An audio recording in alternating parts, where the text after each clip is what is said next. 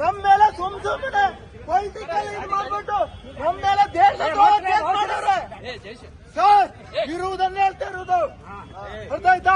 Document submit ಮಾಡಕ್ ನೋಡಿದ್ರೆ document submit ಮಾಡಕ್ ತಯಾರಿಲ್ಲ.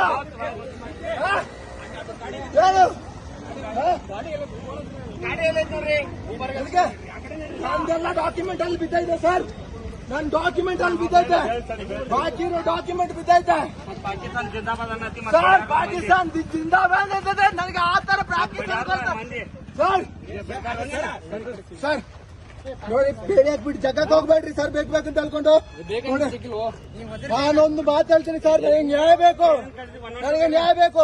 ಸರ್ಕಾರ, ಕೇಂದ್ರ ಸರ್ಕಾರ ನನ್ನ ಮೇಲೆ ಏನ್ ಮಾಡೈತೆ, ನನಗೆ ಯಾವ ತರ ಆರ್ಡರ್ ಕೊಟ್ಟೈತೆ? ಮಹಾರಾಷ್ಟ್ರ ಕೇಸಿಂದ ಹಿಡಿದು ಬಿಟ್ಟು ಇಲ್ಲಿಗಂತ ನನ್ನೊಬ್ಬ ಪಾಕಿಸ್ತಾನ ತರ ಯಾಕೆ ಕ್ರಿಯೇಟ್ ಮಾಡ್ತಿದ್ದೀರಾ? ನೋಡ್ರಿ, ಇದು ಪೊಲಿಟಿಕಲ್. ನಿತಿನ್ ಗಡ್ಕರಿ ಮೋದಿ ಎಲ್ಲ ಸೇರ್ಬಿಟ್ಟು ಮಾಡ್ತಾ ಇರೋದು, ಅರ್ಥ ಆಯ್ತಾ?